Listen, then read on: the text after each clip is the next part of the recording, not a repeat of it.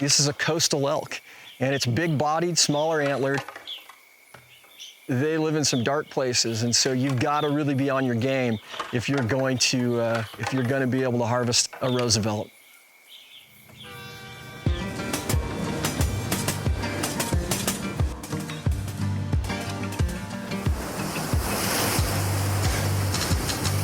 I've only hunted mostly in Montana, Wyoming. The whole experience is just so different.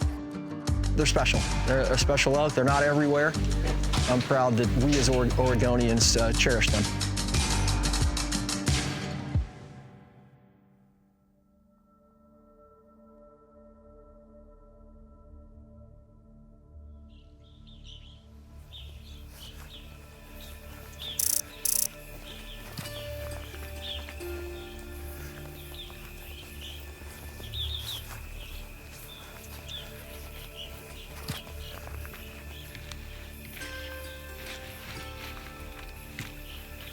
All cows.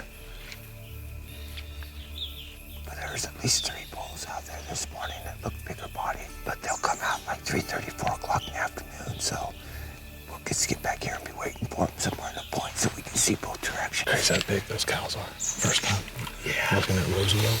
Jeez, they're huge. This is really neat. You know, we do this every day and don't get out in the woods enough, but we read about it and we see all the stuff with the Roosevelt. And, you know, the main thing you know is huge bodies. And this morning showed that right away the first time you see them. The whole experience is just so different. Being this close to the ocean and hunting an elk is really, really odd.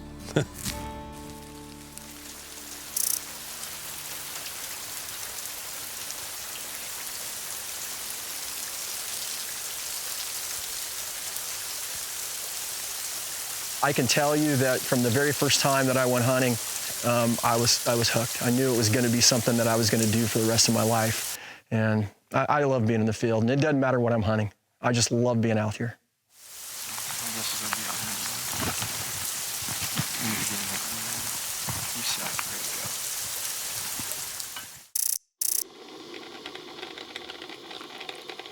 This is how I grew up. Rural America is, to me, as America, there's nothing wrong with the big city. I've lived in the big city, and it's awesome. But you got to have all parts. We can't turn everything into just big city concrete.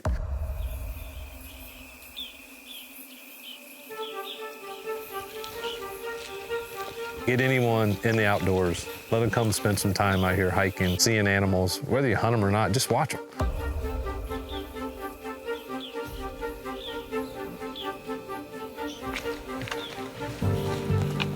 To lose that, or lose any of that ability to do that, or the choice to do it on your own and have to be asked permission to go enjoy this great land that so many have died to protect, this freedom we're talking about. You know, it sounds like it's taking it far, but that's where it goes. And I think there's a lot of people that don't, whether they don't like the lifestyle we live, maybe, I don't know. I think most don't understand it.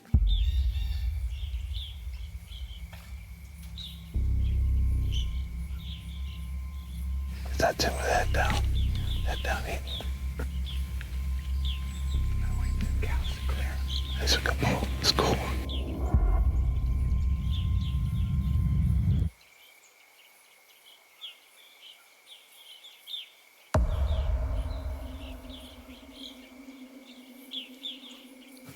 That one clear and got him again. Oh, they're all going by.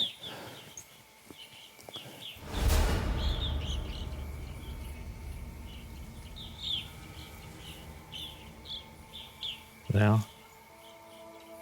Yeah.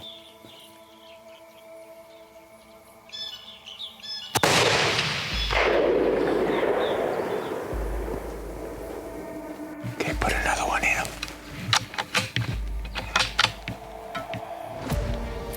It's right at 300. Gosh dang it. You laying down? He's laying down, but You want me to put one in him? Yeah. if you can, yeah. I got 329.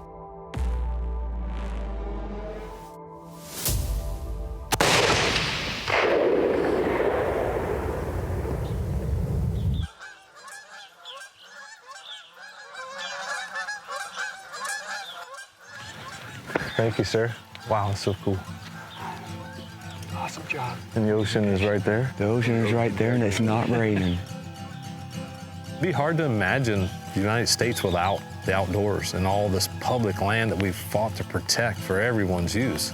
Oh man, that's awesome. Look at the body on this sucker. Just you forget how big they freaking are. They're just So big.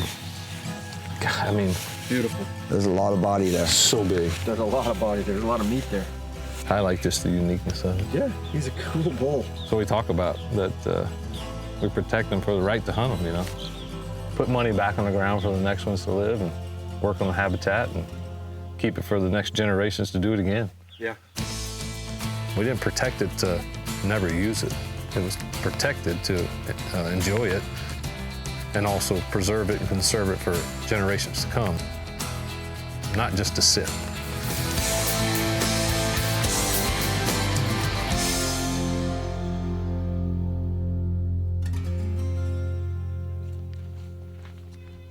People get locked into the aspen world of the West, which we all think about that aspen world with those elk.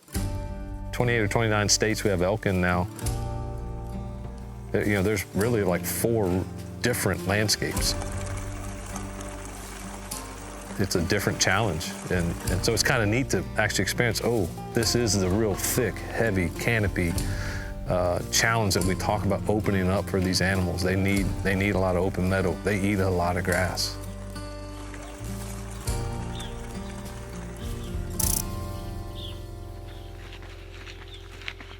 We spotted a bull a ways off. We couldn't really tell if it was a shootable bull or not, but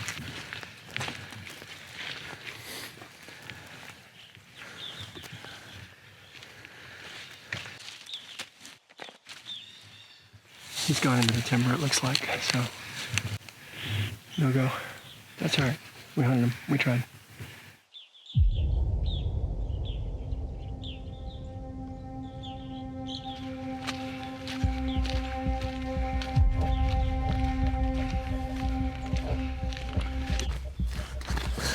You see him. Right in the front. See him. Come down.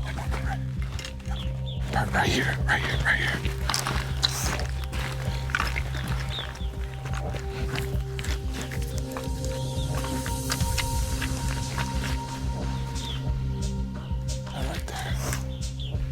I gotta let him turn. Yep.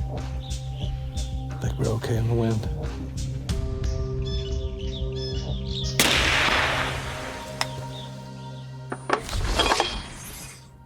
I actually just killed my first black bear in Oregon. I've tried for almost a decade, and our state is spot and stock, so you got to get a little lucky, frankly. I know there's guys that do it and they're good at it, but I've hunted 3 or 4 times and had some chances and never been able to put it together. And I have a bear tag, and I'm really excited. That just completely made my trip.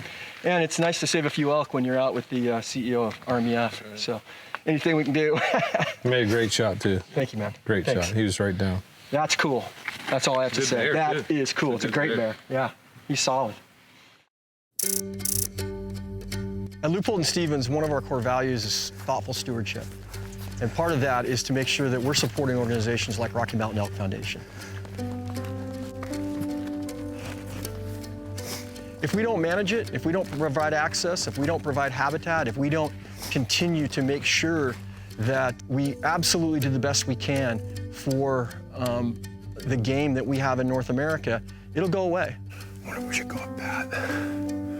Check that side. We proved that in the early 1900s where it was close to going away. And so the ability to create what we have for future generations to continue to conserve, continue to make sure that we're thoughtful stewards is absolutely critical.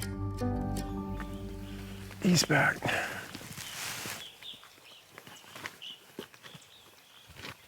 That's the herd. All right, we're gonna have to figure this out. Hopefully they'll feed over. I think they're going to just like Yeah, let's just let them feed for a minute. the wind's good, so. We're sticking out like sore thumbs right here. I mean, we can kind of crouch down and try to walk along here. Just real slow. If we can get up behind this berm right here, we can walk a bit.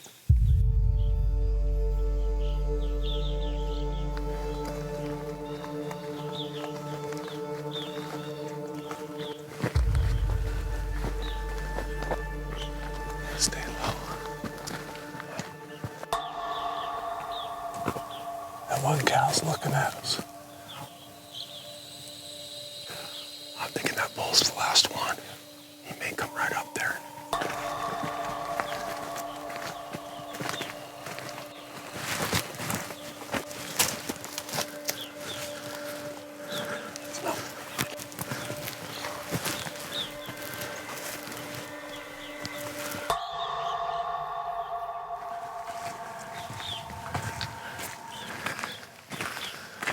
That could be it right here.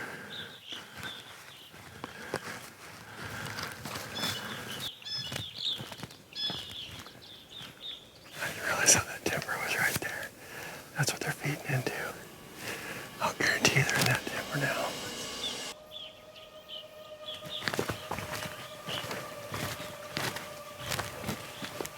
Hang on. He's right there. Yeah, come here. See if you see a bull in there.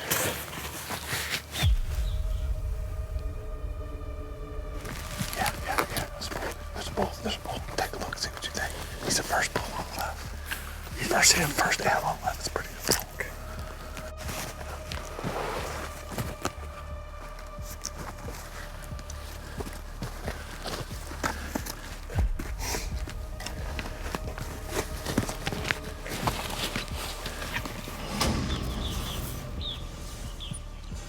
$287.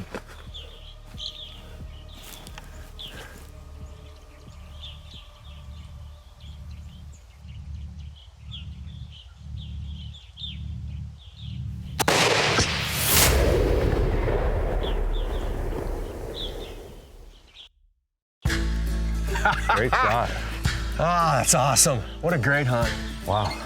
When it does come together as a sportsman, it feels great.